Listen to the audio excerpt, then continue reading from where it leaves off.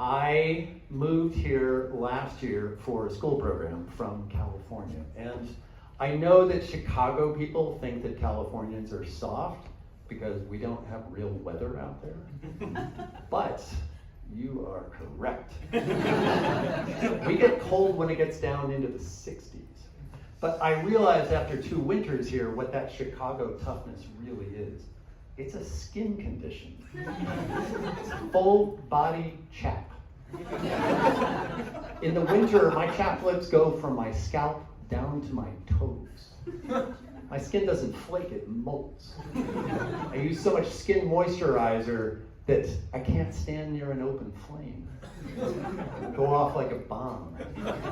A TSA list of banned items has an icon of me.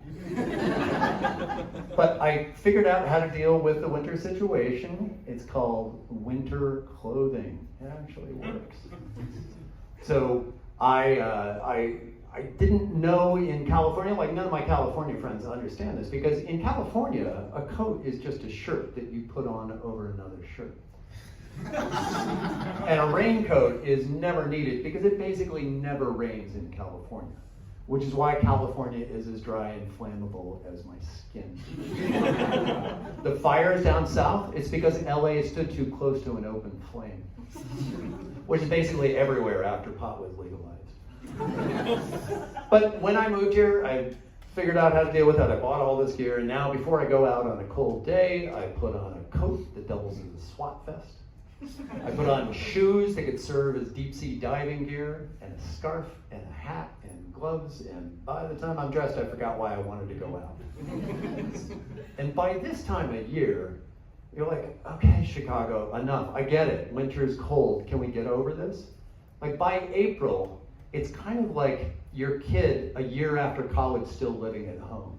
You're like, I understand why you came back, but it's really time for you to go. I just wish I could change the locks on the weather. But finally, I think spring is in the air. I can tell because the Gen Z uniforms are coming out. So in the winter, we all pretty much look alike in our coats. We're just human calzones. Puffy on the outside, meat on the inside. But then, in the warm weather, the coats come off and you see what people actually look like. So in my neighborhood, which is Old Town, all of the women are dressed in 2-piece spandex numbers like they're always on the way to Pilates. The guys are all dressed like they just woke up. Gym shorts, t-shirt. It's like they just roll out of bed and they just keep going. On the way out the door, they grab some flip-flops, they grab a baseball cap, and then they put it on backwards, and they're set for the day. So that's what people look like during the day, but at night, things get more interesting. Not for the guys. They're still in shorts and tee because it's almost bedtime. Why bother? But the women will get dressed up for the evening. So last weekends, I was walking up on Friday night up Clark Street, and there was a woman walking in front of me with a fancy black blouse on, and it tied in the back only at the neck. So as she walked in front of me, it would billow out and expose a lot of her back. And I swear I wanted to reach forward and tuck her shirt tails in. It was supposed to be sexy, but it wasn't club clothing as much as surgical gown. To complete the ensemble, I thought she should have been pushing an IV stand. She's thinking, I look hot, and I'm thinking about my last colonoscopy. So that's what people dress like when they're single, but when they're in a relationship, then they accessorize. Because as we all learned in sex ed, when two people love each other very much, they get a dog. A dog is like parenthood beta.